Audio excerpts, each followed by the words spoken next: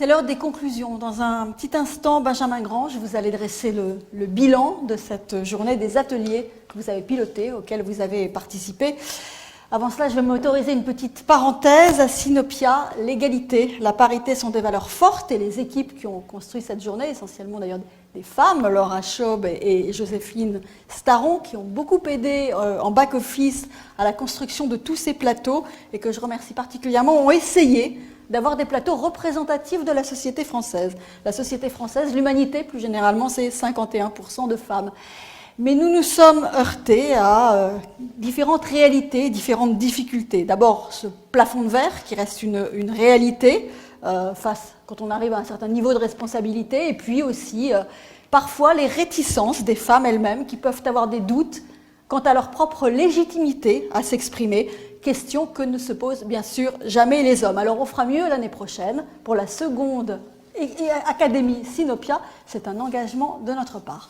Benjamin, tout de suite, à vous, merci de revenir. Vous allez nous rendre compte des grands enseignements des 6 ateliers qui se sont déroulés à la mi-journée entièrement en vidéoconférence autour finalement du monde d'après, n'est-ce pas? Vous les avez suivis, vous en avez animé un.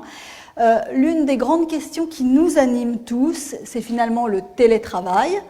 Dans la durée, comment est-ce qu'on peut en tirer le meilleur? C'était le premier atelier, on peut le résumer comme ça, à travers cette thématique-là. On a eu beaucoup de travail et sorti plein de choses intéressantes. Je remercie les 60 participants qui ont donné de leur temps et puis les animateurs qui ont eu ce rôle finalement difficile, parfois d'ailleurs, parfois ingrat, que de ne pas donner leur avis dans ces ateliers pour essayer de faire que l'intelligence collective s'exprime. Alors Geneviève, vous avez posé la question sur le télétravail et ce premier atelier, comment tirer le meilleur et comment faire que demain il y ait véritablement de la pérennité. Et vraiment, le sujet de cet atelier, ça a été comment on évite finalement l'isolement à travers 2 formes de télétravail. Le télétravail en temps de crise, qui est un télétravail subi, et puis le télétravail en temps choisi. Et là, on a vraiment une bifurcation et c'est 2 natures de télétravail. En tout cas, cela renvoie dans les 2 cas à un management différencié. Différencié parce que de plus en plus, on est en face d'une inégalité dans la manière de télétravailler. Inégalité psychologique, puisque certains vont bien supporter ce que d'autres considéreront comme l'isolement. C'est aussi le cadre. Certains sont dans des cadres tout à fait agréables, d'autres pas. Et puis, c'est la capacité à travailler en pleine autonomie. Et ça renvoie à un management individualisé, sauf que ça, c'est une nouveauté pour le management intermédiaire.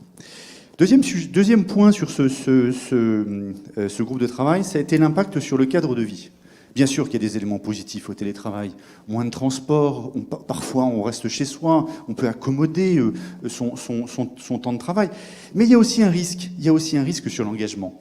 Il y a aussi un risque d'accepter plusieurs métiers en télétravail. Voyez, et que donc, finalement, ces différents centres d'intérêt nuisent à l'engagement. Voilà, donc ça a été les thèmes auxquels qu'on a beaucoup abordé dans cet atelier-là. Et évidemment, les solutions, on les aura quand on formalisera un peu les choses. C'est pour ça que je laisse un peu de suspense. D'accord. Deuxième grande question, deuxième atelier, la gestion du temps, la manière d'arriver à concilier à distance le court terme et le long terme. Oui, vrai sujet du dirigeant que d'arriver à concilier la trajectoire de court terme, de moyen terme et de long terme, surtout quand il y a une crise. Et donc là, le mot d'ordre, en fait, c'est décloisonner. Décloisonner d'abord le temps, puisque on voit bien qu'avec cette crise, ces moments de confinement, de déconfinement, le temps n'est pas linéaire. Or, il faut arriver en fait, à faire en sorte qu'on puisse avancer.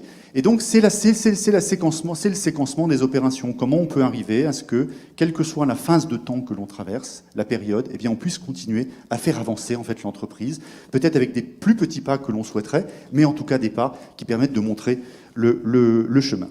Le deuxième élément, il est autour en fait de l'individu.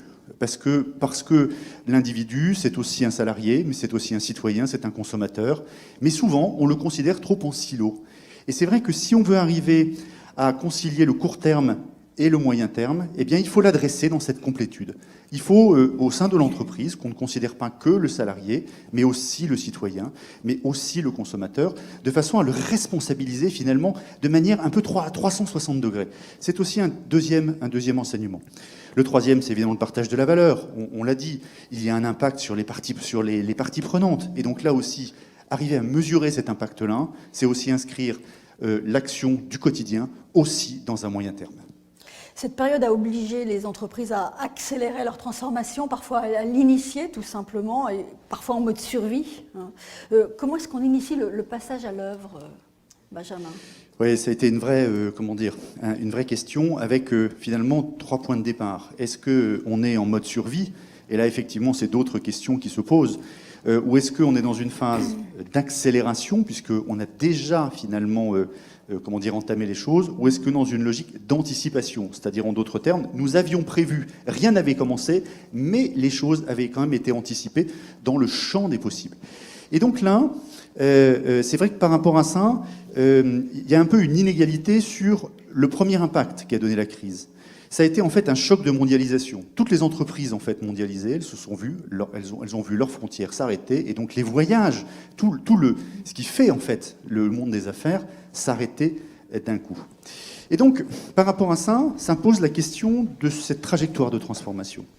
Ça pose la question en fait de l'effort que l'on demande. Qui dit transformation dit aussi un effort pour chacun, et donc une équité finalement dans l'effort pour que ça se passe. Et là, on a vu une forme de fossé de perception entre les générations, entre ceux finalement les plus jeunes, qui voient dans cette crise peut-être une opportunité à changer en fait le monde, une manière de mieux partager le travail, de changer en fait le rôle que ces jeunes générations ont dans ce monde du travail. Et puis, de l'autre côté, ceux qui finalement le voient avec beaucoup de recul, peut-être avec aussi leur carrière derrière, qui eux sont plus dans une logique un peu darwinienne, en disant il y aura des entreprises qui ne survivront pas à cette crise-là, et la limite, ce n'est pas grave. Et puis entre les deux, il y a ceux qui balancent, qui disent voilà, cette transformation, c'est trouver la bonne réciprocité entre la contribution que les collaborateurs apportent et la rétribution, finalement, sous toutes ces formes que l'on est censé avoir. Atelier très riche et qui a donné des solutions assez concrètes. Alors ensuite, 3 ateliers, les trois autres, davantage focalisés sur le rôle des dirigeants. Comment on va décider, percevoir l'avancée des actions et finalement manager en temps de crise ? Oui, c'était vraiment focalisé sur comment on gère cette phase de crise. Et là, c'est vraiment le triptyque, le temps, le terrain, la transparence. Le temps d'abord parce que finalement, on est dans un temps particulier en phase de crise. La gouvernance est souvent une gouvernance ramassée, on est souvent dans une cellule de crise. Et donc, comment on arrive à éviter l'effet de bunkerisation ? Et donc, par là même, il y a toute cette idée d'avoir plus d'écoute montante, une capacité plus directe d'avoir accès à l'information du terrain pour que la prise en compte en fait et la boucle de rétroaction puisse être plus rapide. Il y a ce sujet aussi du terrain. Le terrain, c'est aussi faire en sorte que on arrive à bien maîtriser les risques, on arrive à mieux anticiper le coup d'après. Ce qui a beaucoup été évoqué sur cette logique de crise, c'est comment on se prépare à la séquence d'après, et presque au fait que, comme on ne sait pas ce qui va se passer, il faut arriver presque à retomber sur ses pattes, quel que soit ce qui va se passer. Et puis, il y a la transparence. A beaucoup été évoqué le fait que, une crise, c'est aussi une chaîne d'humilité. C'est aussi un moment où on doit être capable de poser, je dirais, les égos, de faire en sorte qu'on puisse dialoguer sur les faits, on puisse dresser des retours d'expérience, sans pour autant pointer du doigt un responsable ou un coupable. Et donc, par là même, c'est ne pas politiser les crises. Et donc là, il y a vraiment des enseignements intéressants. Et puis enfin, il y a eu toute la logique des sources de communication, des vecteurs, notamment vis-à-vis des jeunes. Et ces vecteurs, aujourd'hui, entre les réseaux sociaux, dont on sait qu'ils sont aussi des pourvoyeurs de fake news, et puis en même temps les canaux officiels qui ne touchent pas les jeunes, se pose la question de comment on diffuse l'information en temps de crise. Alors évidemment, toutes ces questions, ça nous renvoie au mode de motivation des équipes, à la manière que l'on peut avoir de les entraîner, de les animer. Comment est-ce qu'on arrive à créer, Benjamin, du collectif derrière un écran ? C'était le thème du 5e et avant-dernier atelier. Oui, c'est un vrai sujet. Comment fait-on qu'on arrive à créer quelque chose au-delà de l'ordinateur et de la fiche de paye ? Et là-dessus, c'est vrai que heureusement qu'il y a la visio, parce que la visio, au-delà de l'icône, elle a créé quand même ce lien derrière l'écran, mais elle crée aussi une forme d'isolement. Donc comment on arrive à prendre en compte les spécificités de cette situation ? Le premier élément, ça a été finalement de différencier un peu les populations.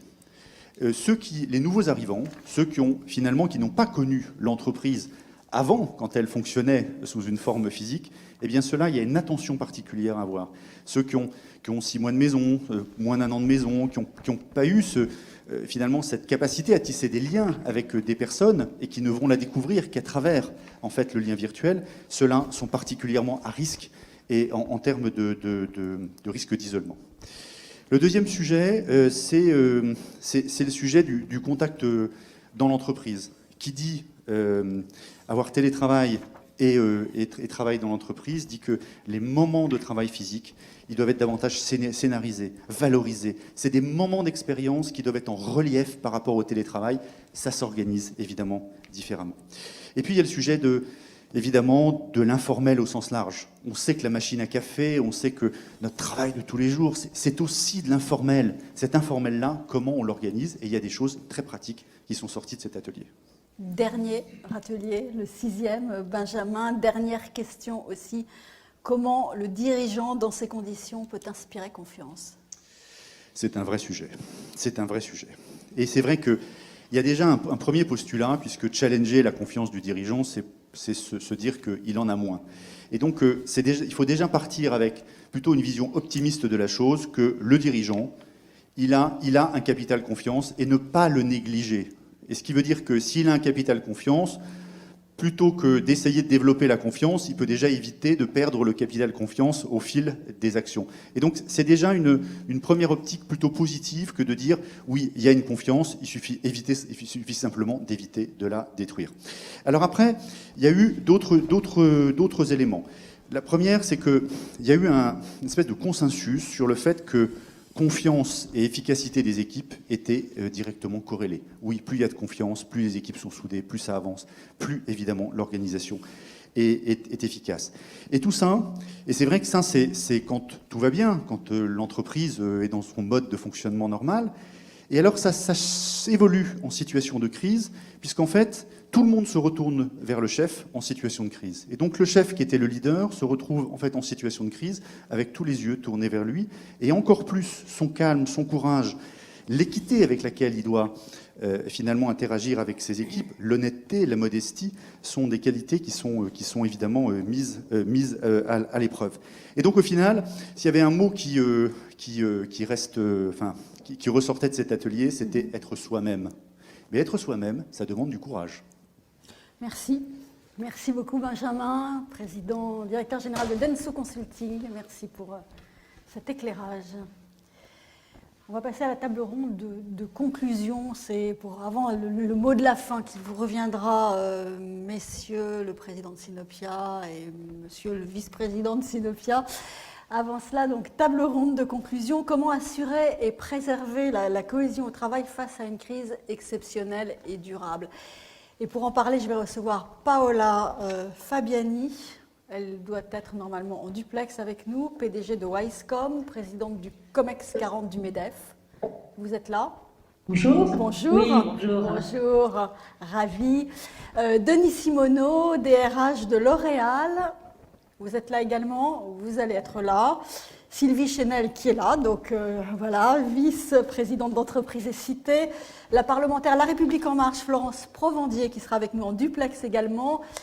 Et puis Raleb Bencher, président de la Fondation de l'Islam de France, et le père Manzano, vicaire général à Marseille. Paola Fabiani, je commence avec vous. Le COMEX 40, organe paritaire de moins de 40 ans, 23 femmes, 22 jeunes hommes, chargés de réfléchir pour le MEDEF aux grands enjeux de l'entreprise. Est-ce que la cohésion, pour vous, c'est l'enjeu principal de toute organisation et donc de l'entreprise? C'est un enjeu majeur pour l'entreprise et c'est un enjeu majeur pour les sociétés au sens social et sociétal du terme, et pas uniquement économique. Donc, effectivement, le COMEX 40 réfléchit à la portée de cette crise, notamment sur la cohésion sociale, et réfléchit à travers ça, notamment sur le sujet qu'évoquait juste avant Benjamin, sur le télétravail, par exemple, et sur cette vision du télétravail, parce que finalement, le télétravail a rabattu les cartes. Alors, il arrivait progressivement, mais là, ça a vraiment été son avènement, par obligation, parfois, par choix, d'autres fois. Et effectivement, il a complètement finalement remis les cartes du management et de la proximité et aussi du lien social de l'entreprise. Grosso modo, ça a touché à trois sujets majeurs. Le premier, ça a touché évidemment à la performance, le rôle de la performance et à la maîtrise de la performance. Le deuxième, ça a touché au management et au management intermédiaire. Voilà, on l'a dit, mais on le dit pas assez, parce que finalement, le premier contact qui a été mis à mal, entre guillemets, ça a été le management intermédiaire. Et puis le troisième, c'est que le télétravail a directement touché le lien social et le rôle profond de l'entreprise, qui n'est pas uniquement un rôle économique, mais aussi un rôle citoyen au sens large, et notamment un rôle social et sociétal. Et donc, effectivement, c'était quelque part la mise à l'épreuve des valeurs et de l'engagement de chacune de nos sociétés, parce que finalement, jamais, autant qu'en télétravail, on a testé si finalement on avait vraiment des valeurs dans l'entreprise et une vraie culture de l'entreprise. Donc, ça a été ces trois indicateurs qui ont été complètement dévoyés, et donc tout l'enjeu pour les sociétés et pour les dirigeants, ça a été dans un état de crise, donc dans un état pas forcément de situation économique facile, de jouer là-dessus et d'essayer d'en tirer le maximum, à la fois d'un point de vue social et sociétal, mais en même temps d'un point de vue économique, et faire en sorte que ces salariés qui n'étaient pas du tout préparés, ces managers qui n'étaient pas préparés, puissent passer le pas et le franchir le plus positivement possible. Et justement, alors quelles ont été les grandes recettes qui ont été appliquées? Alors, recettes, je ne sais pas si ce sera... Méthode. Ce sont des méthodes. Après, est-ce qu'elles sont 100% successful? Je ne sais pas. Pas forcément, oui. Pas systématiquement, mais en tout cas, beaucoup de choses. Ouais, il y a un côté positif aussi à tout ça, c'est que ça a été une formidable source d'innovation, puisque quelque part, l'humain est jamais aussi innovant que quand il est quelque part au bord du précipice, malheureusement et heureusement. Donc, il y a plein de choses qui ont été testées. Après, je pense que le premier point, c'est de prendre en compte le contexte personnel du salarié. C'est-à-dire qu'effectivement, on a été, là on est un peu dans un coup télétravail, pas télétravail, ainsi de suite, mais finalement le télétravail est complètement différent en fonction à la fois des secteurs d'activité des entreprises, à la fois des métiers dans la même entreprise, mais encore plus en fonction du cadre de vie, du contexte personnel du salarié. J'irais même jusqu'à ses propres appétences naturelles. Pour donner une petite anecdote, on se rappelle tous à la fac, certains allaient à la bibliothèque pour réviser, et d'autres allaient au café, et certains restaient chez eux. Le télétravail, c'est finalement le test de ce genre de choses, et la complexité de l'entreprise, c'est d'essayer de créer une solution plus ou moins sûre, fonctionne en fonction de ces cas de figure. C'est pas du tout simple en fonction des secteurs d'activité. Ça, c'est le premier prérequis, c'est de prendre en considération ces trois paramètres. Le deuxième prérequis, c'est de prendre en considération la communication non verbale. On est dans un pays profondément latin, avec une culture de la relation humaine et de la langue, et de la communication verbale associée à non verbale, avec une langue très riche et très intéressante, pleine de subtilité, qui associe le geste à la parole. Et là, effectivement, tout d'un coup, on se retrouve sans geste et avec une parole qui n'est pas tout à fait la même, puisque on n'a plus finalement, alors même si à travers les visios, là un peu, mais on ne fait pas des visios en permanence et on n'adjure pas en permanence les personnes avec les visios, mais finalement, on n'a plus cette communication. On doit la réadapter. Et je pense que le deuxième point qui est essentiel, c'est la formation des managers intermédiaires à cette réadaptation. Nous, je suis par ailleurs, donc je suis présidente du COMEX 40, je suis par ailleurs chef d'entreprise. J'ai fondé un centre d'appel, on a pris les du marché et on l'a fondé en plein cœur de Paris. Et malheureusement et heureusement, on a été un peu préparés, notamment avec les grèves, puisque en plein mois de décembre, c'est l'apogée des services clients, comme vous imaginez, puisqu'on parle beaucoup des commerces essentiels et non essentiels. Et effectivement, il y a un an, on a dû déjà se préparer et tester le télétravail. Ça nous a beaucoup servi parce qu'on a pu rapidement prendre les enseignements, notamment par rapport au management intermédiaire, à qui on demandait du jour au lendemain d'apprendre, de savoir communiquer à des équipes nombreuses, totalement par des biais qui sont 100% digitaux. Et d'oublier finalement, comme disait très justement Benjamin, la pause café, quand on voit quelqu'un qui va pas très bien, parce que de visu on se rend compte qu'il va moins bien, les différentes choses qu'on ne peut pas mesurer et qui sont essentielles dans l'art de manager. Et donc, il y a tout un travail à faire de réapprentissage, et notamment de sensibilisation. C'est-à-dire que, typiquement, quand quelque chose se passe mal, quand on est en face à face, on a mis l'occasion dans la journée de le rétablir. Par contre, quand on est à distance, le poids de cette chose qui s'est mal passée prend des proportions très, très importantes. Donc, effectivement, ça, c'est la deuxième recette, je dirais que c'est la sensibilisation déjà des managers et ensuite l'accompagnement de ces managers. Et puis, la troisième recette aussi, c'est de détecter, en fait, le salarié qui ne va pas bien. Parce que le rôle, encore une fois, de l'entreprise, c'est un fabuleux et un formidable lien social. C'est à la fois une entreprise les employés deviennent de plus en plus solidaires, de plus en plus citoyennes, et en même temps, elles embrassent. Vous êtes très positive dans ce que vous dites. Est-ce que détecter le salarié qui va pas bien, est-ce que c'est systématiquement fait? Est-ce que vous êtes vraiment dans la vraie vie quand vous dites ça? Alors, justement, je suis pas positive. Je dis, attention, il faut le détecter. C'est pas positif. D'accord. C'est plutôt une mise en garde. C'est-à-dire qu'en fait, là, on parle de recettes. Donc, en fait, ce qu'il faut essayer de faire, forcément, quand on parle de recettes, on parle de best practice. Ce qu'il faut essayer de faire, c'est de mettre en place des organisations qui permettent de pouvoir, quelque part, évaluer, finalement, le niveau de bien-être, c'est bizarre, mais de niveau de bien-être des salariés à distance. Donc ça peut être quelque chose d'assez simple. Alors on a mis en place un certain nombre d'enquêtes, de SMS, de choses comme ça. Ça peut être ça. C'est une petite pierre à l'édifice. C'est plein de petites pierres. Hein. De toute façon, j'ai pas une recette générale. C'est une multitude de petites choses. Mais ça peut être aussi, par exemple, typiquement, de créer une autre cellule managériale qui serait plus une cellule d'écoute. Nous, typiquement, on a mis en place une cellule qualité.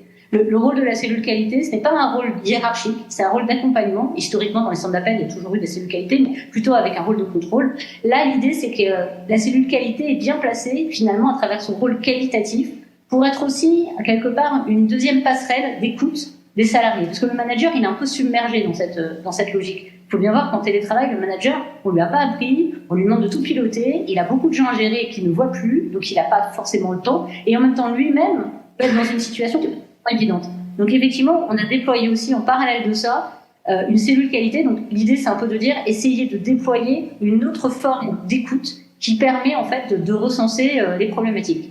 Et puis enfin, je dirais pour faire bref sur ce point-là, je pense qu'il y a deux choses. Les deux dernières, c'est sous forme de lien social. Là, quelque part, heureusement cette fois-ci, on a pu un peu le faire, c'est d'essayer que les points de contact qu'on a avec les personnes, on a tous en mémoire le fait d'avoir croisé des gens et même pas se rappeler de leur prénom ou même pas se rappeler ce qu'ils nous ont dit le jour même. Là, l'idée, c'est que finalement, comme les contacts sont beaucoup moins nombreux, il faut les rendre beaucoup plus essentiels et beaucoup plus qualitatifs.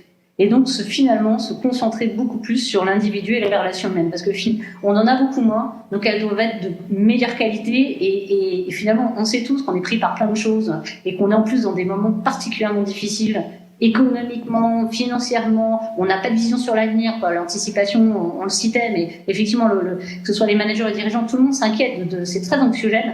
Mais pour autant, il faut qu'à certains points, on essaye de créer un lien moins important mais de meilleure qualité. Ce sont des recettes, mais je ne dis pas que tout est parfait, tout est rose.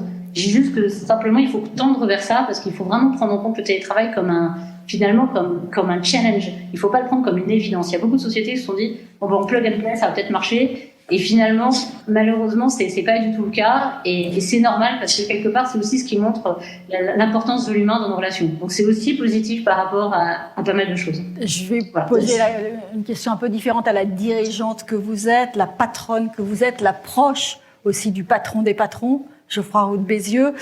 Comment est-ce que vous considérez le climat social en cette fin d'année? Je pense par exemple aux négociations qui ont été un petit peu laborieuses sur le télétravail, qui viennent d'aboutir à un accord, Jean-Claude Maillet nous le disait en fin de matinée, mais qui sont déroulées dans un climat quand même encore assez musclé. Est-ce que rien n'a changé en termes de relations sociales? Ça redevient dur comme avant sur une question comme le télétravail qui finalement a été plutôt géré de manière assez consensuelle dans la plupart des entreprises. Alors oui, déjà, je pense qu'il faut vraiment voir que le télétravail a été, je pense, dans la majorité des entreprises, géré du jour au lendemain et de façon consensuelle. Bien, oui.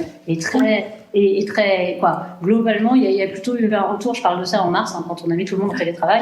Donc, au fur et à mesure, tout le monde a mis du sien et je pense on a vu une vraie cohésion entre finalement les salariés. Il y a plus, moi, je suis pas dans cette frontière salarié patronat. Je suis clairement dans la même logique de jambes communes, prise de décision commune. Donc, clairement, on a vu que le télétravail était quand même vraiment bien suivi par les salariés et positif. Après, oui, le climat social, c'est un sujet très touchy, le télétravail d'un point de vue législatif, d'un point de vue droit du travail. Donc, effectivement, je pense que c'est un peu logique que les négociations ont pris un certain temps, puisque, effectivement, on n'est plus dans le côté, dans le côté échange et prise de décision commune, on est plus dans le côté légiférer et mettre en œuvre pour l'avenir. Donc effectivement, il y a plein de questions à se poser sur le télétravail. Et moi, ça me choque pas plus que ça que les discussions étaient pas forcément ultra rapides.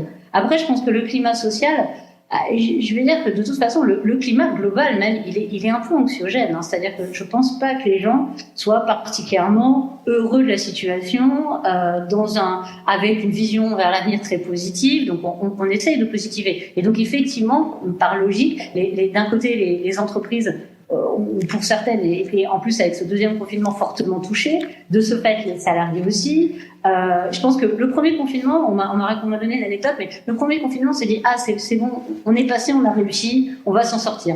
Le deuxième, et là je parle salarié, dirigeant, hein, je ne fais pas le deuxième, on s'est dit, ah mince, on a passé le premier, c'était déjà très compliqué, mais voilà, là le deuxième, il a mis un coup d'arrêt à tout le monde. Et donc naturellement, ça crée un climat anxiogène. Et alors on ne parlera pas s'il y en a un troisième, hein, évidemment. Donc, et puis la pression qu'il y a eu sur notamment les commerçants essentiels, des choses comme ça, ça a renforcé tout ça, mais c'est des disciplines sur lesquelles on ne revient pas. C'est effectivement, moi ça me semble logique que par contre le climat global soit difficile. Par contre, je pense que le climat social, vraiment, je trouve qu'on a tous prouvé qu'on allait plutôt quand même dans le bon sens, même si bien sûr les tensions naturelles classiques sont là. Voilà. C'est un peu mon point. Et après, je dirais un autre point aussi qui me semble intéressant, c'est un autre prisme.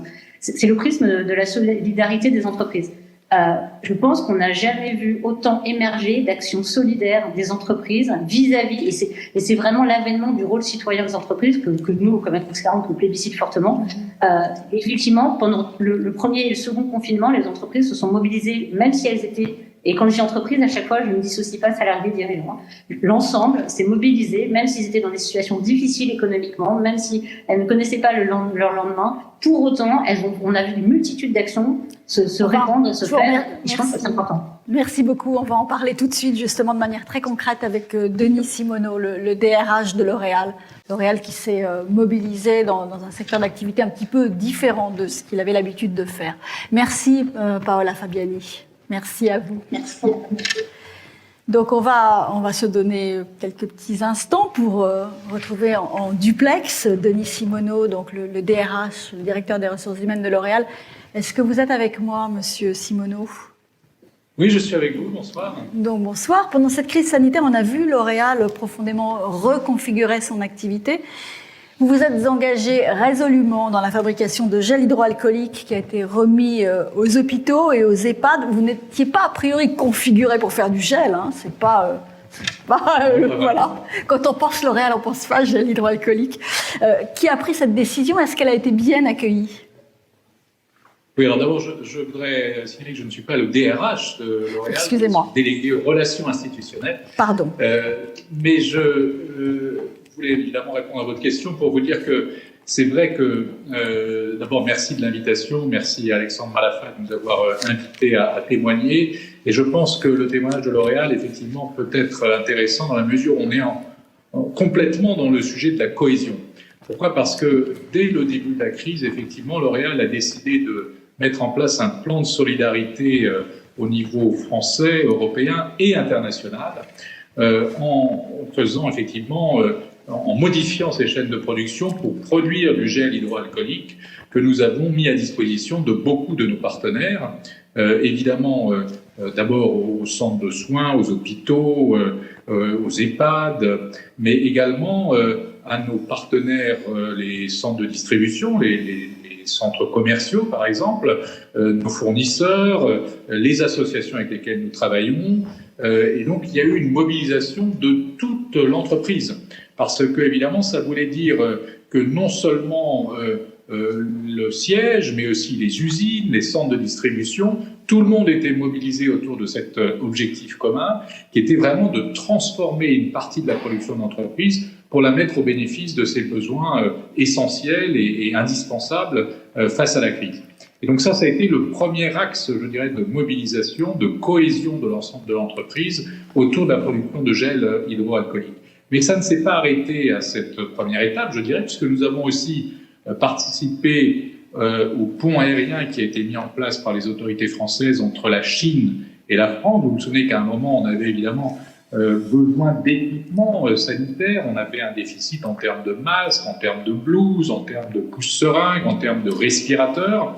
Et donc, les autorités françaises sont venues vers nous et quelques autres entreprises pour dire, écoutez, vous connaissez bien le marché chinois, vous avez des acheteurs qui sont sur place, est-ce que vous pouvez nous aider à contacter ces acheteurs chinois et à mettre en place donc ce flux régulier d'équipements entre la Chine et la France, ce que nous avons fait en un temps record, en partenariat étroit avec Santé publique France. Et donc là aussi, ça a été un élément de mobilisation considérable de nos équipes d'acheteurs, tant à Paris qu'à Shanghai et partout en Chine, et le sentiment aussi de contribuer à un effort national tout à fait considérable qui a permis donc d'acheminer dans les meilleures conditions tous les équipements nécessaires au pic de la crise. Et puis, on ne s'est pas non plus arrêté à cette deuxième étape. On a continué notre plan de solidarité en considérant que L'Oréal devait essayer de ne pas, ponctionner sur les ressources publiques qui étaient déjà extrêmement mobilisées. Et donc, nous avons dit, nous allons continuer à rémunérer l'ensemble de nos salariés. Nous allons continuer à passer des commandes à nos fournisseurs, à réduire les délais de paiement vis-à-vis de nos fournisseurs. Nous allons effectivement éviter de recourir à tous ces dispositifs mis en place par les autorités publiques parce que nous avons les reins assez solides pour faire face à cette crise. Donc tout ça a mobilisé l'ensemble des équipes, quand je le disais, aussi bien les directions fonctionnelles que les directions opérationnelles, que les équipes sur le terrain. Et je dois vous dire que c'est un sentiment évidemment de fierté, de grande mobilisation, de motivation pour l'ensemble des personnels, et que je crois que ça nous a donné aussi une réputation de possibilité de réagir et d'agilité par rapport à cette situation de crise qui aujourd'hui est reconnue par beaucoup de nos partenaires. Il y a eu évidemment une organisation spécifique qui s'est mise en place, d'abord pour faire face à la crise. On a dans ces cas-là évidemment toujours la constitution d'une cellule de crise qui se mobilise, qui s'organise. Donc ça a été évidemment un point très important. De même, comme nous l'avons indiqué, comme beaucoup d'orateurs l'ont indiqué aujourd'hui, le fait de passer principalement au télétravail, sur les 90 000 employés de L'Oréal dans le monde, plus de 55 000 ont été mis en télétravail très rapidement, avec des pics de connexion autour de 40-45 000 au même moment sur les outils informatiques du groupe. Donc ça a été aussi un mode d'organisation totalement différent, mais qui a finalement assez bien fonctionné, même plutôt bien, parce que le télétravail a quelques inconvénients, mais il a aussi l'avantage de provoquer une productivité finalement assez efficace. Et puis nous avons aussi évidemment tenu compte des protocoles sanitaires, des obligations qui étaient imposées, ce qui est bien légitime, au centre de production. C'est-à-dire que non seulement on a transformé les chaînes de production pour produire du gel que nous ne provisions pas auparavant, mais on a fait dans des conditions où on devait respecter la distance, on devait respecter un certain nombre de règles pour que ça se passe dans des conditions sanitaires qui soient tout à fait respectueuses de la législation et qui protègent nos salariés, puisque la préoccupation première dans cette situation de crise sanitaire, c'est évidemment la santé de tous les collaborateurs, de tous les employés du groupe. Merci Denis Simoneau, merci d'avoir été avec nous. Je vais me tourner vers Sylvie Chenel maintenant, la vice-présidente d'Entreprise et Cité. Vous dirigez le groupe Altereos à Tourcoing, spécialisé dans la dématérialisation documentaire. Vous êtes présidente d'Emploi et Handicap Grand Lille, vous êtes présidente de la commission inclusion du MEDEF. Vous me disiez, lorsque nous avons discuté en amont de cette table ronde, que votre obsession à vous, c'était l'emploi. Est-ce que cette obsession est encore plus forte en période d'incertitude, comme cette période que nous traversons? Tout le monde a peur pour son emploi. Oui, on s'est fixé pour mission vraiment de maintenir l'emploi de nos salariés, de développer leur employabilité, parce que l'employabilité est extrêmement importante via la formation. Moi, je pense que cette crise sanitaire a des effets positifs, même si elle est très difficile à gérer pour chacun d'entre nous, parce que je pense que beaucoup d'entreprises ont l'occasion de remettre en question leur politique RSE et la remettre avec sincérité. Vous savez que les 4 piliers de la RSE, c'est d'abord l'inclusion des publics généralement exclus. Il y a la politique d'achat, il y a l'éthique, et puis il y a la préservation de l'environnement. Et je pense que beaucoup d'entreprises, enfin moi je vois autour de moi des chefs d'entreprise qui se posent la question comment je peux faire mieux sur l'un ou l'autre de ces piliers. Et je pense que c'est très important et ils y gagneront parce que quand on a une entreprise qui est porteuse de sens, cela facilite la cohésion des collaborateurs et je sais aussi qu'ils sont fiers d'appartenir à une entreprise qui est porteuse de sens. Alors j'ai vu monsieur de L'Oréal, DRH de L'Oréal, pour avoir travaillé avec L'Oréal, je sais que ils ont fait beaucoup d'actions très positives et qui donnent de la fierté à leurs salariés. Vous avez le sentiment, dans cet esprit, que par exemple la crise, ça peut être un accélérateur du retour au Made in France? Je l'espère. Je l'espère très fortement.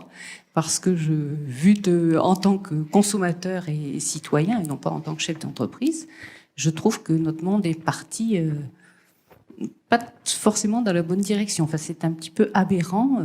On a vu la dépendance à la Chine, la dépendance à d'autres pays, alors que les compétences, elles étaient en France.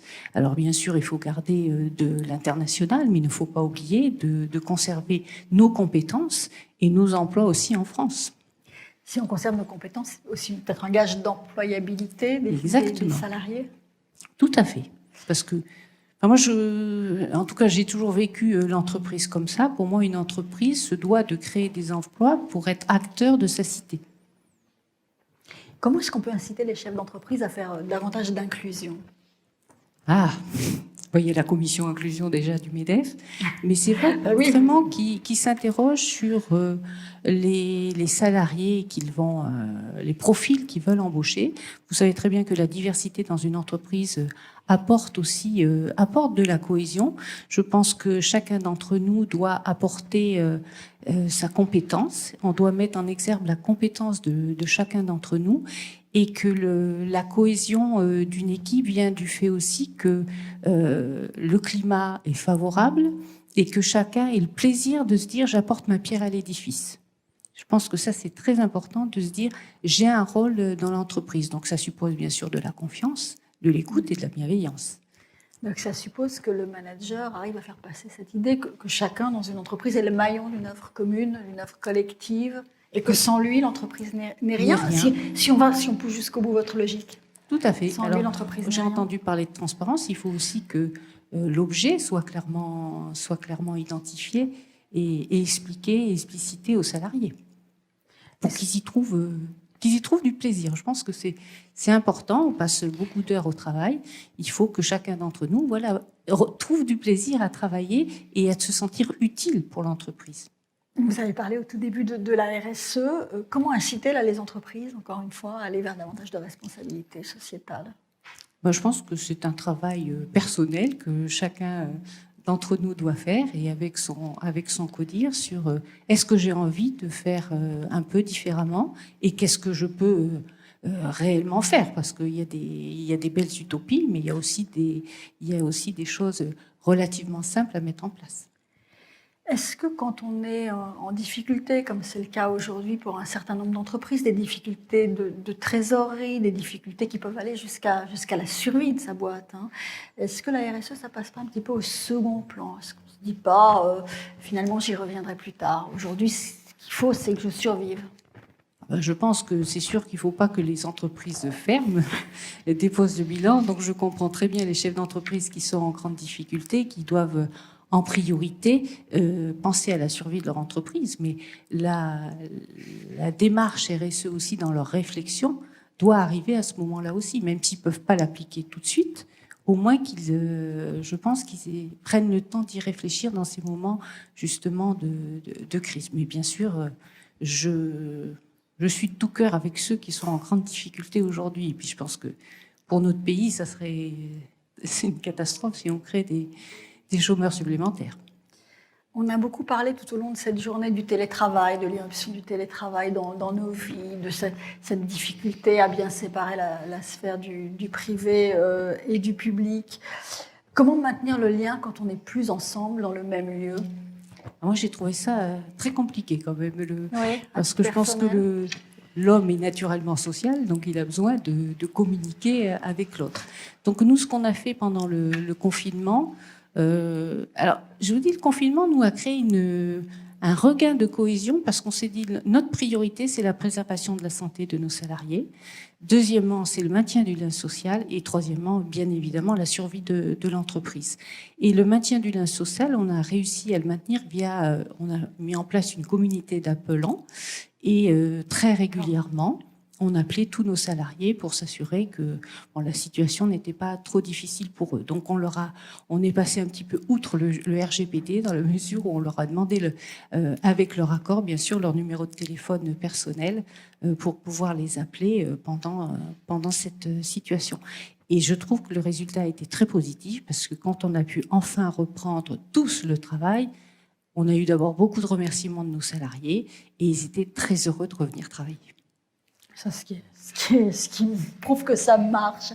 Parce que d'une manière générale, l'important, c'est aussi peut-être de donner le plaisir quand on est chef d'entreprise, quand on est manager, donner le plaisir à ses équipes de venir. Et ça se gère comment, ce plaisir? En tout cas, c'est très valorisant.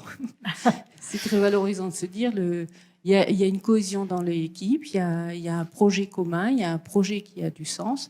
Et ça, il faut le rappeler régulièrement et puis le faire vivre au sein de l'équipe. Pour vous définir vous-même, quel type de manager êtes-vous? Vous vous définiriez comment? Alors, j'étais pas câblée pour être manager puisque je suis pharmacien de formation. Je dirais que j'aime le management collaboratif, c'est sûr. Alors, l'entreprise libérée, entre nous soit dit, j'y ai jamais cru. Mais par contre, le management collaboratif et bien sûr de faire participer l'ensemble des collaborateurs est très important. Par contre, un manager, enfin un patron, pour moi, à un moment, il en faut un. Parce que quand vous avez le choix entre partir à droite ou partir à gauche, il n'y a qu'une personne qui peut décider.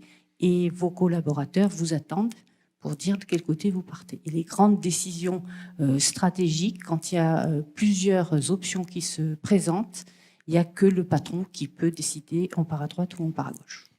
Merci beaucoup. Je vous en prie. Merci pour votre invitation. Florence Provandier, bonjour. Vous êtes parlementaire élue La République En Marche. Des Hauts-de-Seine. La confiance est un élément essentiel de la cohésion dans toute organisation, surtout en période de crise longue. C'est vrai aussi au niveau d'un pays. Et de ce point de vue, la France n'est pas forcément la bonne élève. On a pu regretter tout au long de cette crise, c'est encore le cas aujourd'hui, une certaine défiance envers la parole publique, un manque de cohésion peut-être des Français autour de décisions qui ont été prises. Quelles en sont pour vous les causes, pour la femme politique que vous êtes? Ça, c'est une vaste question, mais j'allais dire, vous avez raison, la confiance, c'est un élément essentiel de la cohésion nationale et même du vivre ensemble. La parole publique, elle date pas d'aujourd'hui. Pour moi, on pourrait dire que la défiance, elle remonte à 40, 50 ans, voire plus. C'est un héritage. Et c'est d'ailleurs la raison pour laquelle je ne m'étais pas engagée en politique avant l'arrivée d'Emmanuel Macron. Si on revient sur l'année écoulée, et particulièrement depuis le premier confinement, je pense qu'il n'y a jamais eu autant de solidarité entre les citoyens. Et je pense que j'ai pas pu participer à tous les débats depuis le début de la journée, ce que je regrette. Mais je pense aussi que c'est quelque chose que vous avez constaté. Il y a en même temps la défiance et en même temps la confiance, parce qu'on est obligé de se faire confiance pour envisager demain. Je crois que le gouvernement, par ailleurs, n'est pas resté n'a pas été en reste sur ces sujets-là, et notamment d'une part par rapport à tous les soutiens qui ont été mis en place, mais puis également par rapport à des initiatives qui ont été proposées, par rapport aux jeunes, par rapport à la plateforme Je veux aider qui a été mise en place par Gabriel Attal au printemps. Sur les causes de la défiance, elles sont structurelles, profondes et historiques. Et si la question est comment recréer de la confiance, à mon avis, ça ne peut pas se faire sans renforcer le lien entre la société civile, les entreprises et les élus. En tout cas, la crise dans laquelle on est aujourd'hui nous fait prendre conscience d'une nécessaire humilité, qui que nous soyons, quelles que soient nos responsabilités, y compris au niveau de l'État, et qui a un besoin de davantage de transparence dans la décision publique à laquelle les citoyens entendent aujourd'hui être associés. J'avoue que dans une société qui remet en cause, y compris l'avis des experts, il devient extrêmement compliqué de faire confiance. Donc voilà, peut-être quelques éléments de réponse à la question extrêmement complexe et vaste que vous m'avez dit. Vous venez vous-même de l'entreprise, vous avez aussi officié dans des ONG. Est-ce que les ressorts de la cohésion sont à vos yeux les mêmes dans tous les types d'organisations que vous avez côtoyées? Oui, absolument. À mon sens, pour qu'un groupe fonctionne bien, il faut le partager déjà la même vision, les mêmes valeurs, et veiller à ce que la bienveillance véritable soit un moteur. Alors, par rapport au ressort ou au levier, pour que ce soit un succès, je pense que c'est fondamental de créer un sentiment d'appartenance. Une fois de plus, quelle que soit l'organisation, comme vous l'avez dit, j'ai travaillé plus de 20 ans d'entreprise, j'ai dirigé une ONG pendant 6 ans. Aujourd'hui, je suis toujours vice-présidente d'une association. Et très clairement, si on n'a pas l'impression d'appartenir à ce groupe qu'est l'organisation, c'est très très compliqué d'avoir de la cohésion et d'avancer ensemble.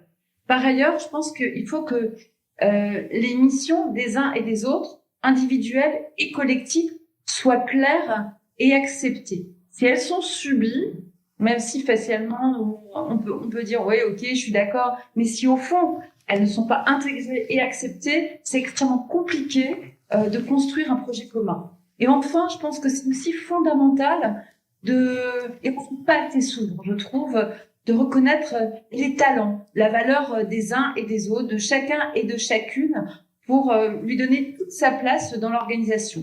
Et c'est en ça que je trouve que la raison d'être de l'entreprise ou la mission d'une ONG, ou encore le projet commun, est pour moi le socle fondateur qui permet effectivement d'avancer ensemble et de réussir ensemble dans l'intérêt de tous, à l'intérieur comme à l'extérieur.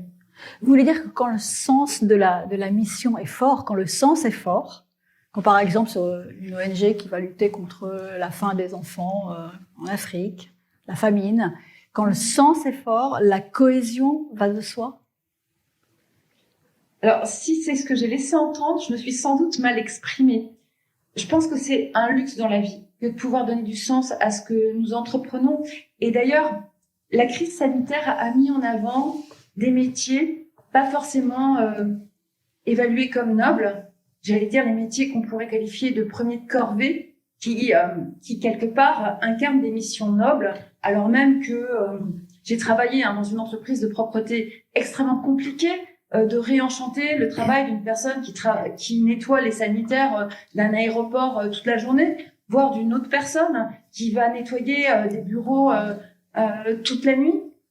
Et au final, finalement, ce qui pourrait être qualifié de noble ou de motivant, c'est pas forcément ce que l'on fait, mais finalement la finalité de ce à quoi ça sert. Je dis pas que c'est facile, mais effectivement, on peut croire que parce que je travaille dans une entreprise à impact, parce que il y a une raison d'être qui est définie, parce que et on va sans doute en parler tout à l'heure, il y a des notions de partage de la valeur. Cela dit, chacun et chacune est fondamental dans le dispositif. Et pour moi, ce qui est extrêmement noble dans ce qu'on peut mettre en place dans n'importe quelle organisation, c'est de partager avec chacun et chacune la finalité de ce qui est entrepris. Maintenant, par ailleurs aussi, donner du sens à ce que l'on entreprend est quelque part aussi un luxe. Moi, j'ai eu, à titre personnel, je suis allée jusqu'à Compostelle à pied, toute seule, pour avoir le déclic de l'humanitaire. Et puis dans l'humanitaire, l'herbe, elle est pas plus verte, elle m'a permis finalement d'accéder à ce à quoi moi j'aspirais dans moi profond. Mais quand j'y suis arrivée, j'étais pas du tout attendue comme le Messie parce que je venais de l'entreprise. Il a fallu du temps pour apprendre les codes.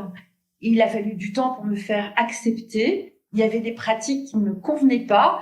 Et finalement, ce qui était extrêmement intéressant, j'allais dire, c'était de métisser nos différences. Est-ce que la RSE, à laquelle vous êtes très attaché, vous en avez parlé au début de cet entretien, est plus difficile à mettre en pratique quand on est en période de crise comme aujourd'hui et que son organisation est potentiellement menacée? J'aurais envie de rebondir sur quelques prises de parole que j'ai entendues au début de cette table ronde pour dire que finalement, la crise peut être un fantastique accélérateur si on la prend comme une opportunité. En matière de RSE,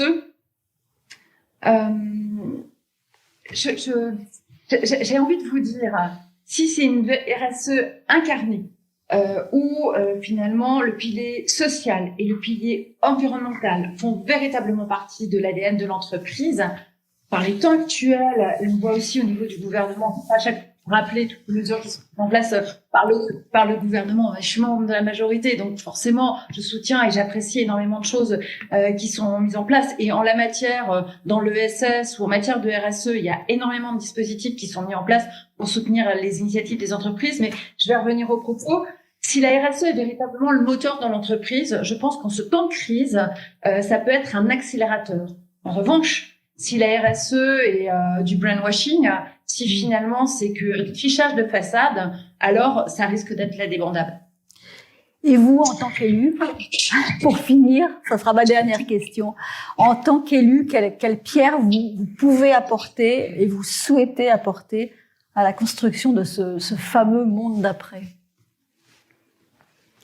Alors moi déjà, j'aime bien vivre au présent. C'est la meilleure façon d'être dans un temps infini. Alors, je suis pas qu'élue. Vous l'avez dit, ou je l'ai dit. Aujourd'hui, vous êtes élue. Mais aujourd'hui, je suis élue et toujours une femme engagée. J'aurais envie de vous dire deux choses.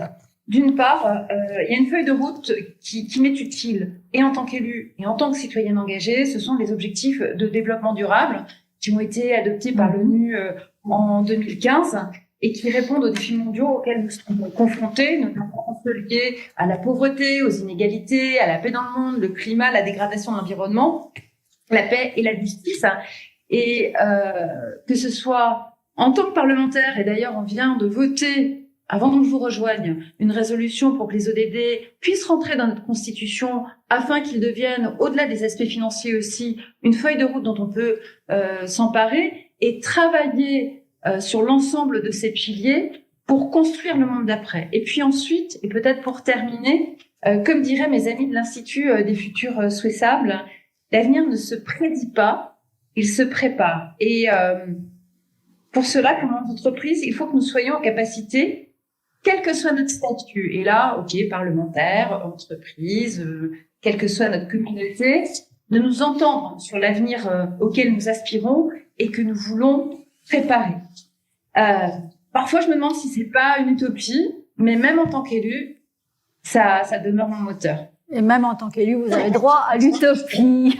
Ce sera le mot de la fin pour vous. Merci beaucoup. Merci beaucoup. Pour finir cette journée, je vais vous proposer maintenant de se projeter dans une dimension peut-être plus spirituelle avec Raleb Bencher, puis le père Manzano. Raleb Bencher d'abord, est-ce que vous êtes avec moi? Est-ce que vous m'entendez? Je vous écoute, chère Geneviève, oui. Moi, je vais vous écouter aussi. Vous êtes islamologue, vous êtes président depuis 2018 de la Fondation de l'Islam de France, vous êtes en visio avec nous. Est-ce qu'on peut puiser dans la pratique religieuse ou l'expérience religieuse une source d'inspiration pour notre débat du jour sur la cohésion et le travail?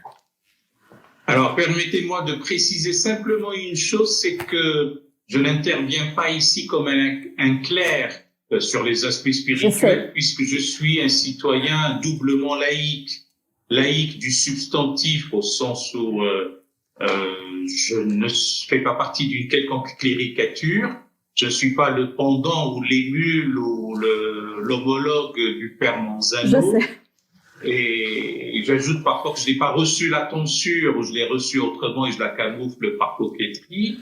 Et je suis aussi laïque de l'adjectif, au sens où je pense que c'est un acquis de la modernité intellectuelle et politique et c'est une conquête de l'esprit humain. En revanche, je pourrais m'exprimer comme citoyen sur la question que vous m'avez posée. Et aussi, je le précise, la Fondation de l'Islam de France est une institution laïque reconnue d'utilité publique et à l'œuvre pour le bien commun dans les champs éducatifs, culturels et la prise en charge sociale, notamment de la jeunesse. Alors, je vais vous poser la question légèrement différemment dans ce cas-là, compte tenu de cette mise au point. Est-ce que le retour au spirituel, c'est une chance pour la cohésion ou au contraire, est-ce que c'est un risque de fragmentation supplémentaire? Alors, j'interviens juste après une parlementaire, une députée de La République En Marche, et je n'ai pas envie de vous dire oui en même temps, reprenant la parole présidentielle. Oui, c'est en même temps.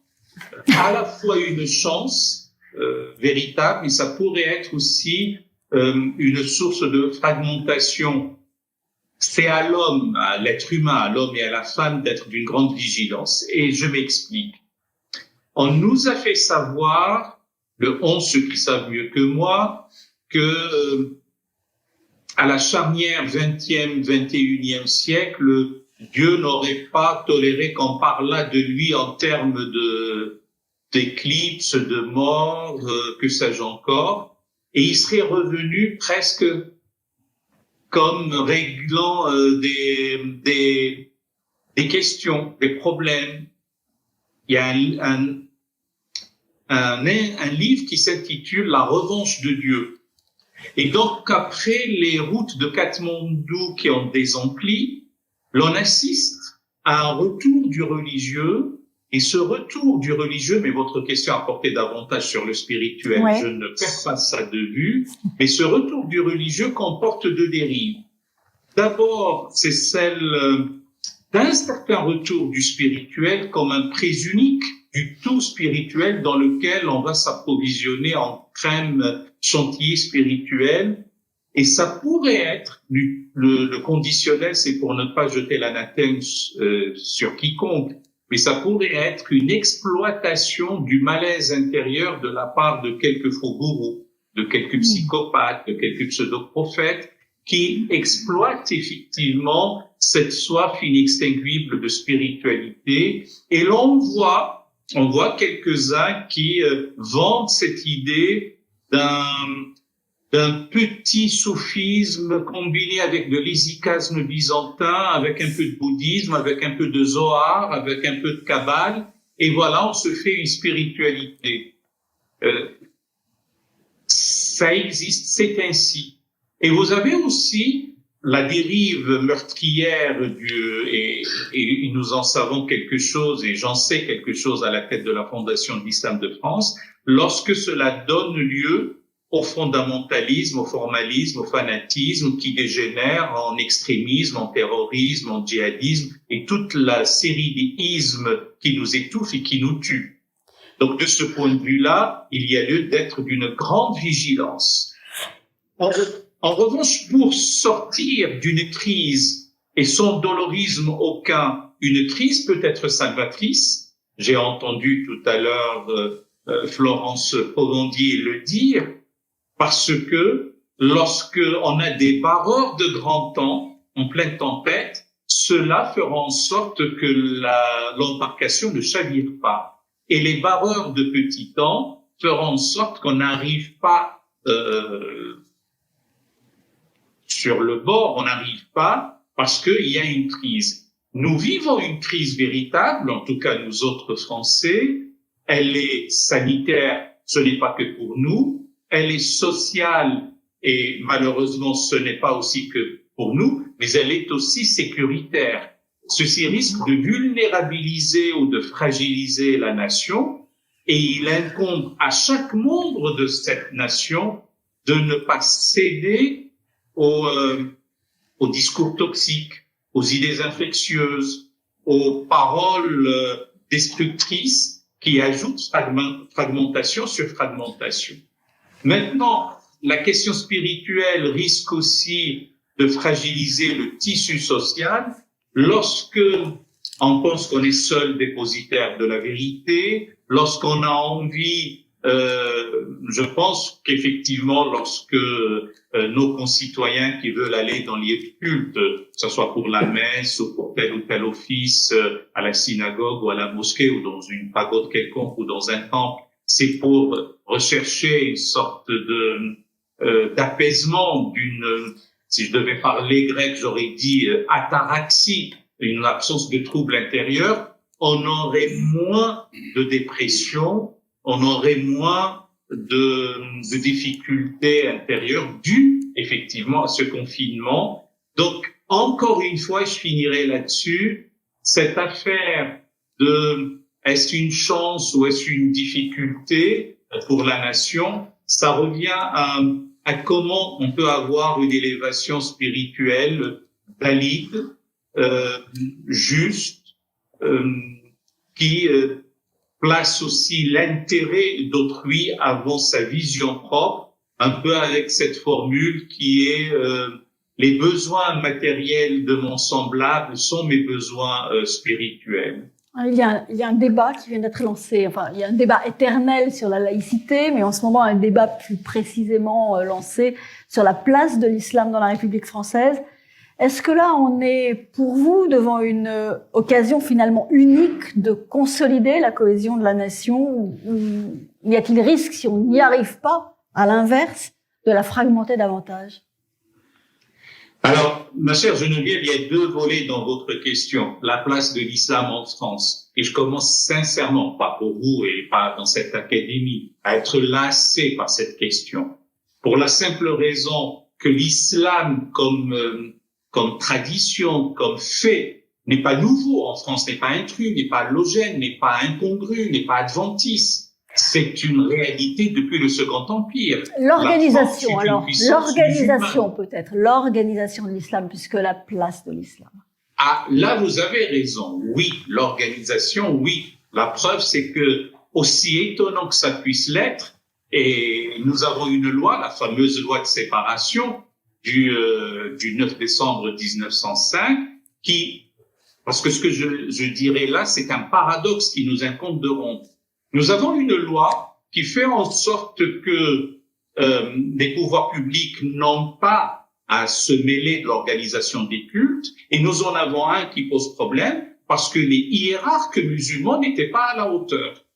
Et ça, je le dis clairement, depuis 3 décennies, n'ont pas su, n'ont pas pu, n'ont pas voulu, n'ont pas réussi, en tout cas, à doter la gestion du culte dans notre pays d'une instance et d'un organe, ou d'organes au pluriel, qui sachent maîtriser non seulement la gestion, mais aussi qui prennent en charge l'aspiration spirituelle, morale de la jeunesse. Un imam est un thérapeute de l'âme et il doit savoir accompagner l'approche spirituelle de la jeunesse, entre autres. Ça, nous ne l'avons pas, donc c'est vrai que de nos jours, c'est un problème et c'est problématique. Or, toute crise est à la fois salvatrice quand elle est bien négociée et elle peut être fatale si elle ne l'est pas. De ce point de vue-là, oui, ça sera une chance et on aura aplani la difficulté liée à l'organisation de ce culte pour 2 raisons. La première, en dépit de tout, la digue n'a pas cédé dans notre pays et la nation, bien qu'elle soit vulnérable, traumatisée, elle est aussi convalescente et résiliente. Et de ce point de vue-là, quand on passera de l'effroi, de la sidération, de la révolte suite aux attaques terroristes abjectes, nous nous donnerons le temps de voir qu'est-ce qui n'allait pas, et si vous me pardonnez l'anglicisme, pour voir what went wrong, qu'est-ce qui n'allait pas pour que nous arrivions à cette situation-là. Nous avions un ancien Premier ministre qui a dit « il ne faut surtout pas comprendre, parce que comprendre c'est déjà excuser ». Or, il faut comprendre. Et il faut essayer d'analyser, qui dit analyser ne dit pas excuser.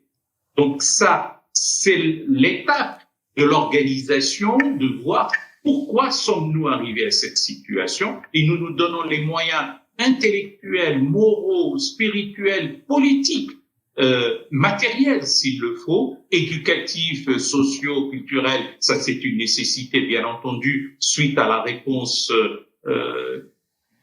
sécuritaire et de renseignement, avec un contre-discours élaboré.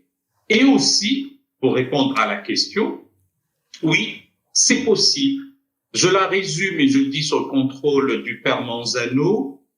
Aucune religion au monde, je mets de côté peut-être le judaïsme avec Dina, Dimalkuta, Dina, cette phrase en hébreu qui dit que la loi du royaume est la loi, ou la loi du pays est la loi. Je mets de côté ceci.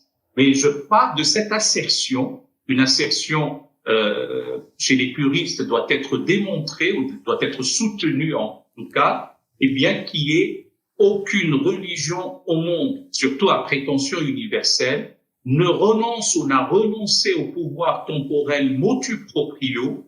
Un beau jour, elle a réuni ses clercs pour dire nous renonçons au pouvoir temporel, et aucune religion au monde aussi ne résiste à la laïcité lorsqu'elle est voulue, théorisée, ingérée, défendue par ses propres théologiens, par ses propres intellectuels, par ses propres penseurs. Et de grâce, et ça donnera lieu à une conférence ad hoc, qu'on ne nous dise pas que d'un côté nous avons le denier de César et que de l'autre nous ne l'avons pas. Ce sont des arguments qui ne tiennent pas pour l'instant. Merci beaucoup. Je vais me tourner vers le père Manzano. On se donne quelques instants pour établir la connexion avec vous.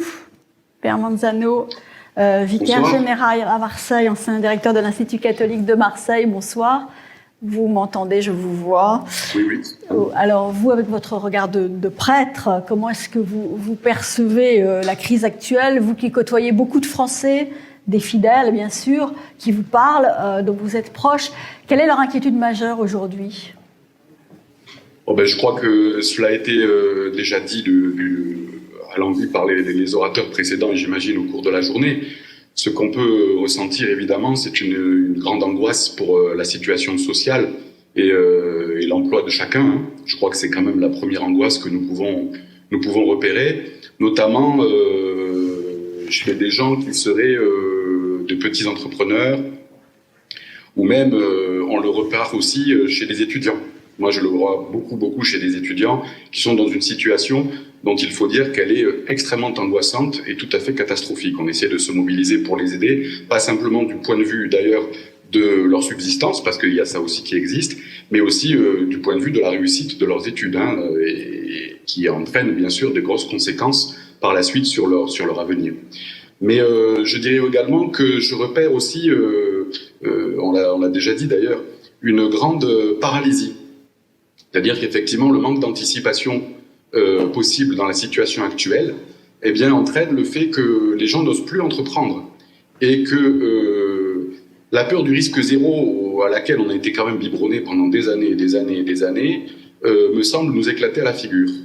Et que, si j'en crois l'étymologie, mais je parle sous le contrôle de mon ami Khaled Bencher, qui est peut-être plus fin helléniste que moi, crisis, ça signifie jugement.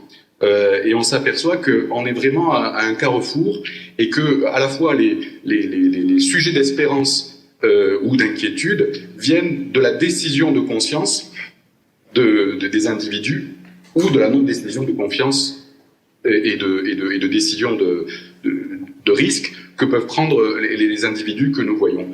Et ça, je crois qu'on est tous face à un choix capital qui est de se dire au présent, ici, est-ce que je me laisse gagner et diriger par la situation actuelle et paralysé par, si j'ose dire, le gel de cette crise, ou bien est-ce que je choisis de vivre malgré tout et de mettre en jeu ma conscience avec les risques que ça suppose. Il faut avouer, je le dis, ce n'est peut-être pas très positif, mais qu'on n'y a pas été beaucoup préparé. répondre à cette question. Est-ce que je vis malgré tout, la question que vous venez de poser vous-même, est-ce que la pratique religieuse peut être une réponse? Est-ce que ça peut aider? Est-ce qu'on peut puiser dans cette pratique ou expérience religieuse une source d'inspiration aussi pour le débat du jour sur la cohésion au travail? J'ose l'espérer, mais effectivement... en même temps, si vous me disiez non, je serais un peu inquiet. Le contraire aurait été étonnant, mais cela dit, la réponse appelle de la nuance quand même, hein, parce qu'effectivement, la pratique religieuse, si vous la prenez ainsi, ou ce que M. Benchir vient d'exprimer sur la spiritualité, peut constituer d'une part une sorte de refuge et de nouveau gel qui va se transformer en une espèce de ghetto ou de contre-culture dans lequel je vais essayer de me créer un nouvel univers en remplacement du réel qui me convient pas, qui me fait peur ou qui me paralyse. Donc évidemment, à ce titre-là, ça n'est en rien une source d'inspiration, bien au contraire. En revanche, effectivement, si la spiritualité, et puis bien sûr, on peut l'espérer, si la pratique religieuse est vécue dans une attitude spirituelle, c'est-à-dire une attitude qui me permet de dépasser la simple réaction au stimulus que le temps présent est en train de m'offrir, et qui est souvent un stimulus de peur, en tout cas actuellement je crois que c'est beaucoup présent, alors là effectivement on peut envisager l'avenir, si j'ose dire, et le préparer, comme disait Madame Provendier, avec une sorte d'acte de foi, c'est-à-dire en gros qui me permet de reconnaître aussi et ma vie et celle de l'autre comme un sens suffisant pour que je puisse m'engager et prendre des risques. Mais pour ça, effectivement, il faut que j'ai du sens à mon action et que je puisse réenchanter avec du sens toutes mes activités, y compris les plus quotidiennes. Et là encore, effectivement, on est sur un sujet où, à mon avis, les questions spirituelles rejoignent de manière très concrète ce que nous pouvons rencontrer dans notre vie quotidienne, et y compris et singulièrement au travail. Donc le manque de sens, en fait, l'incapacité à donner du sens. C'est pour vous, c'est ça le principal obstacle à la cohésion aujourd'hui, aussi bien dans une organisation qu'au niveau national? Bien sûr, je suis d'accord avec Mme Provendier pour dire c'est un peu du luxe parfois, parce que ça dépend aussi des activités et des vies que nous avons. On s'en est bien d'accord. Pour autant, justement, si vous voulez, la question ici, c'est de, et je pense que là il y a une source spirituelle aussi possible, c'est que chaque personne puisse être appréciée justement à partir de ses talents. C'est pas simplement d'ailleurs de son efficacité ou du sens extérieur qu'une œuvre ou qu'une nation ou qu'une société pourrait donner, même si c'est très important, mais c'est aussi le fait, pour les corps sociaux, les familles, etc., le fait de pouvoir donner à chaque individu, et parfois au-delà du travail, c'est très important, le sens de la valeur originale que je représente. Aujourd'hui, on est quand même dans des sociétés et dans des mondes où beaucoup d'êtres humains, je vais être brutal, sont considérés, qu'on le veuille ou non, et malgré parfois tous les discours, comme superfétatoires. Ils sont en trop. Et en tout cas, ils sont considérés comme ça. Et du coup, on s'aperçoit, et moi je le vois beaucoup avec des personnes qui me parlent de leur travail, ils ont l'impression, peut-être vraie ou fausse, mais en tout cas l'impression que ce qu'ils sont du point de vue intérieur à titre original n'a strictement aucune importance. Ils sont des pions sur un échiquier, et tant qu'ils ont l'impression d'être efficaces, ça va très bien, mais dès lors qu'ils perdraient le sens de leur performance immédiate, enfin si on envisage ce terme sous l'angle libéral, eh bien, ils deviendront superfétatoires. Donc je pense qu'on a une vraie action, encore une fois, à mobiliser la conscience personnelle. Eh bien, la première chose, c'est qu'elle puisse comprendre conscience de sa valeur. Or, on voit des personnes qui vivent, si vous me permettez l'expression, parce que c'est la mode, ils se lèvent le matin parce que il faut bien, quoi. Mais si vous leur demandez pourquoi tu le fais, je suis pas certain qu'une réponse jaillisse immédiatement. Et là encore, si vous me permettez, comme un Provendier d'être utopique, je le souhaite de tout mon cœur et j'essaie d'y travailler à mon petit niveau là où je suis. Mais en tout cas, il s'agit d'une urgence profonde à tout niveau de la société et de notre vie quotidienne, me semble. On recevait ce matin, ça va être ma dernière question, l'auteur de l'Archipel français, Jérôme Fourquet. La fragmentation de la société qu'il a si bien décrite, qu'il a si bien analysée, vous paraît-elle un phénomène irréversible ou est-ce que vous voyez encore des raisons d'espérer ? Je vois des raisons d'espérer, mais l'espérance pour moi c'est pas l'idée qu'un jour on gagnera peut-être au loto. Hein. L'espérance c'est le réalisme sur la situation et de se dire que l'être humain et puis peut-être quelque chose au-dessus est infiniment plastique et peut faire surgir des ressources là où nous en sommes et là où nous sommes. En tout cas, cette fragmentation, je ne sais pas si elle est irréversible, mais en tout cas elle est bien là. Elle est bien là et je veux dire, on en voit, enfin, pour vous donner un exemple, voilà, moi à Marseille, actuellement, hein, mais je pense qu'il n'y a pas qu'à Marseille, nous avons des quartiers où il faut montrer patte blanche aux trafiquants de drogue pour pouvoir entrer. Ils ont créé leur petite république. Mais pour quelle raison? Parce que c'est bien de dire c'est pas bien.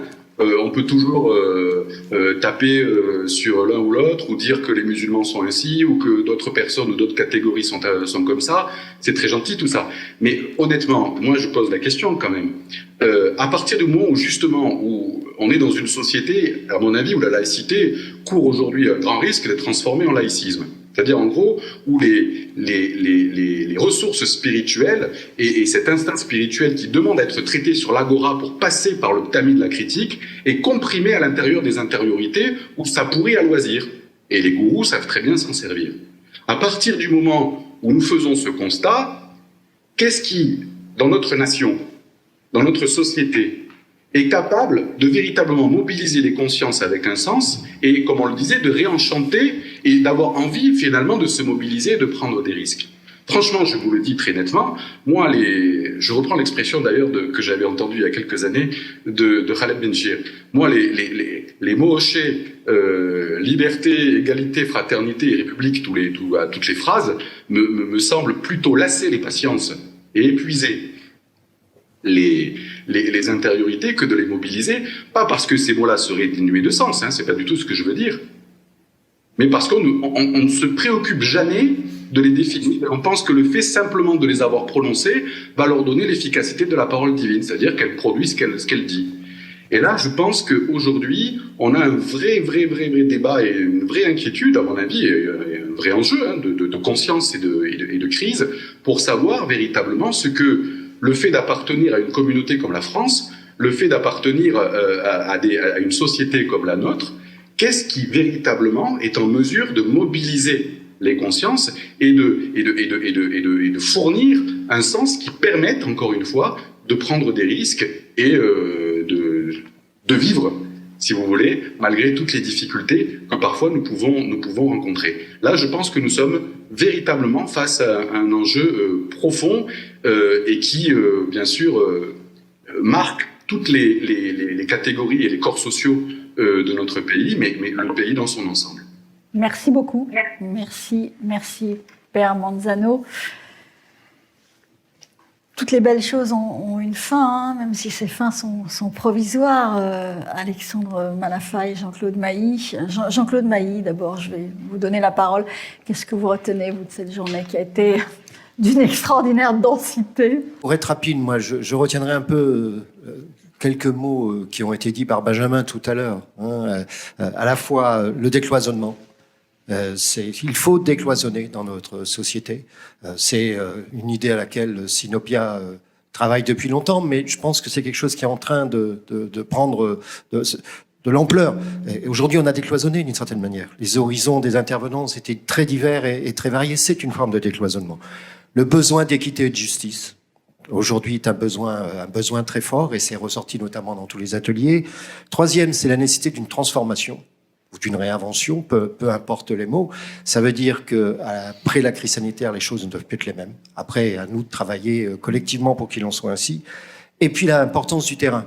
Ça veut dire que toute idée doit être confrontée au terrain et du terrain doit en remonter sur l'idée. Voilà, je crois que c'est 4 points qui sont essentiels. Je vais pas être trop long, moi je vais dire rendez-vous. Je pense que ceux qui nous ont suivis ont été satisfaits. Rendez-vous, mais Alexandre le dira mieux que moi l'année prochaine. Et je dirais juste pour conclure qu'en attendant, Sinopia va continuer à la fois à réfléchir. Au passage, nous allons sortir une revue le mois prochain. Donc, si vous voulez avoir un peu plus d'informations sur ce qu'on fait, vous aurez l'occasion de l'avoir. Et deuxièmement, à agir comme nous le faisons aujourd'hui et comme nous le faisons sur un thème qui nous est cher, qui est celui du partage des valeurs.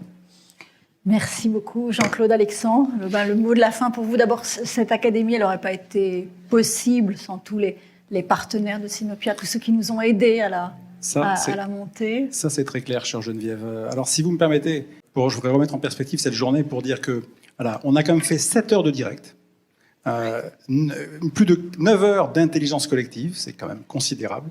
On a mobilisé une 40aine d'intervenants et de grands témoins, et on a réinventé l'académie en 1 mois. Donc je voudrais vraiment rappeler ça. Et après, pour rebondir sur ce que disait Jean-Claude, moi je suis au terme de cette journée, je suis heureux. Ça fait du bien d'être heureux parce que depuis quelque temps c'est compliqué. Heureux parce que j'ai vu un engagement incroyable des participants, des décideurs. On a entendu beaucoup de neurones, mais on a aussi entendu les cœurs. Ça, c'était très important dans la bouche de tous ces dirigeants, ces décideurs, de tous les horizons qu'on a réussi à mobiliser. Voilà. Les bonnes nouvelles, c'est ce pays a des ressources extraordinaires. Une jeunesse, on les a entendues à plusieurs reprises, on les a vues dans les ateliers, une jeunesse formidable. Voilà. Donc, on a des raisons de trouver de l'espoir, de l'espérance, pour reprendre des mots, notamment ceux du Padre Manzano. Et il n'y a pas de fatalité, même si, évidemment, il va falloir s'occuper de notre avenir. Et je crois que par rapport à ces enjeux de cohésion, le message que moi je retiens, c'est celui que j'aurais envie d'en renvoyer aux décideurs politiques qui aujourd'hui font ce qu'ils font, c'est-à-dire faites-nous confiance. Voilà, dans les territoires, dans les organisations, partout, il y a un talent phénoménal pour que ces enjeux de cohésion, si on laisse un peu faire, on puisse se les réapproprier et faire de toutes ces difficultés une chance pour demain. Voilà, donc ce soir, je suis très heureux. Je ressens également beaucoup de gratitude à l'égard de tous ceux qui nous ont fait confiance, parce qu'il y a quand même 1 mois, on a réinventé l'académie, nos partenaires nous ont suivis, ils nous ont suivis depuis le départ, ils nous ont donné les moyens de réussir je crois, cette première édition réussie. Ce soir, j'ai envie de dire mission accomplie. Alors, avant de passer le générique de fin, c'est-à-dire remercier tous ceux qui nous ont aidés, je voudrais adresser 2 clins d'œil très amicaux. Le premier est adressé à Xavier Manzano, le padre Xavier Manzano, parce que les discussions que nous avons sur la cohésion au sein de Sinopia, on les a eues ensemble dès 2014. Et c'est avec lui que nous avons imaginé l'Académie Sinopia. Donc je veux toujours, entre guillemets, rendre à César ce qui est à César, mais surtout ne jamais oublier d'où l'on vient et avec qui on a fait le chemin. Et le deuxième qui a joué un rôle très important sur le fait que nous sommes arrivés à Lille, c'est Stéphane Torres. Certains d'entre vous le connaissent, c'est un ch'ti, c'est un ami de Sinopia, un membre de Sinopia. Et c'est lui qui, à un moment donné, mais il faut installer l'Académie à Lille, ça fait totalement sens. Et avec Jean-Pierre Le Tartre et puis avec Xavier Bertrand, on a réussi, en effet, effectivement, à concevoir le projet qu'on met en œuvre aujourd'hui. Voilà, donc des remerciements, évidemment. Pardon, je vais faire le générique, mais j'y tiens. Voilà, bien sûr, la région Hauts-de-France, son président et l'ensemble des équipes de la région qui nous accompagnent depuis des mois, des années, et puis aujourd'hui, qui ont fait hier, avec la préparation, un travail de régie extraordinaire. Ça, je le dis franchement, parce que les moyens mis à notre disposition sur une journée sont quand même assez exceptionnels. Remercier bien sûr Entreprises et Cités, qui a été le deuxième grand partenaire qui, dès le départ, nous a soutenus et qui a donné des moyens pour que ça puisse être une réalité. Jean-Pierre Le Tartre, à ce niveau-là, a joué un rôle déterminant. Je voudrais remercier, il est parti ce soir, Benjamin Grange de Dentsu. Dentsu est aussi un grand partenaire. Benjamin a animé, mais Dentsu a aussi mis des vrais moyens pour nous accompagner. L'Oréal, la Fondation Total, Alstom, EDF, la Mutuelle Générale, Enedis, Ramery, la Société des membres de la Légion d'honneur également, qui nous a soutenus. C'était une belle reconnaissance pour nous aussi. ALD Automotive, Will et WeDoBiz. Le Conseil économique, social et environnemental est également notre partenaire, son président. Et nous avions également la présidence de Jean-François Naton, qui est un des vice-présidents du CESE aujourd'hui dans un des ateliers. Voilà, l'ICAM, avec Laurent Fall, qui est un certain nombre d'étudiants de l'ICAM qui étaient là aujourd'hui, qui ont joué un rôle formidable. Ça, je crois qu'il faut le dire, la Cato. Voilà. Nos armées ont toutes participé à cet événement. Elles étaient représentées, participant dans les conférences, dans les ateliers. La Gendarmerie nationale aussi, la Croix-Rouge. Nos partenaires associatifs, ils sont nombreux, je ne les cite pas tous, mais ils ont tous joué un rôle. Je voudrais remercier bien sûr tous les intervenants, les grands témoins, les animateurs. Chacun a permis véritablement que cette journée soit féconde, c'est-à-dire qu'on a produit quelque chose. Il y a un vrai livrable et on y reviendra dans les prochaines semaines. Je voudrais évidemment remercier du fond du cœur toute l'équipe Sinopia. Et en particulier Laura, Laura Chaud, parce qu'elle a fait un boulot mais extraordinaire ces dernières semaines, j'ai un chat dans la gorge, ces dernières semaines, ces derniers mois, et depuis la moment où on a reconfiguré l'académie, vraiment, le job qui a été accompli est hors du commun. Et cette journée, tout le monde ici a pu le remarquer, Joséphine, qui était avec elle, a pu voir la solidité de Laura pour résister à cette espèce de charge du direct qu'il a fallu piloter avec quand même quelques aléas, qu'il a fallu aussi affronter en gardant la tête froide. Donc bravo Laura, merci infiniment. Les équipes de Thierry Fouquet aiment la constellation, notamment Sylvain, qui a fait un super job avec nous, je crois qu'on peut vraiment le lui dire. Et puis voilà, pour terminer, remercier les centaines de personnes qui nous ont suivis, parce qu'au fil de la journée, cette académie a vu sa fréquentation progresser, et je crois qu'on peut dire qu'on a fait x6 dans la journée entre les inscrits du matin et ceux à quoi on est arrivé ce soir. C'est assez exceptionnel. Et puis enfin, à tout seigneur, j'allais dire tout honneur, bon, le Seigneur est en train de nous écouter, moi j'en suis convaincu, mais je voudrais remercier Geneviève. Voilà, Geneviève Gonziger, parce que franchement, Geneviève, là encore, on est venu vous chercher il y a 4 semaines pour vous dire, on vient de reconfigurer le bazar, il faudrait qu'on anime un peu autrement que comme on l'avait imaginé, parce que c'est plus le même format. On a besoin de quelqu'un de très pro, de quelqu'un de très compétent, de quelqu'un de solide, pour qu'on puisse, aller chercher au fond ce que chacun a envie de nous dire. Et vous l'avez fait avec un talent rare, un engagement, un militantisme, si je puis dire, au sein de Sinopia, parce que vous avez aussi beaucoup donné de votre temps à notre association. Et de tout ça, je crois qu'on peut tous aujourd'hui ce soir vous dire qu'on vous est très très reconnaissant. Donc voilà, merci à toutes et à tous. Je crois qu'on peut dire donc qu'on donne rendez-vous l'année prochaine. Évidemment, en 2020, c'est un peu terminé, pour l'Académie Sinopia 2. Et le thème que nous allons explorer sera, je parle au conditionnel, mais j'ai quelques assurances quand même qui me laissent penser que c'est possible, une réflexion de fond, comme on l'a fait aujourd'hui, sur la cohésion et les territoires, qui là aussi est un sujet qui, en particulier ici, est un sujet qui se pose avec un ensemble d'enjeux qui sont considérables et majeurs. Merci à toutes et à tous, bravo pour le soutien, et du fond de mon cœur, je vous remercie à nouveau. Merci Alexandre, on se quitte donc sur ces mots, et donc rendez-vous à l'année prochaine.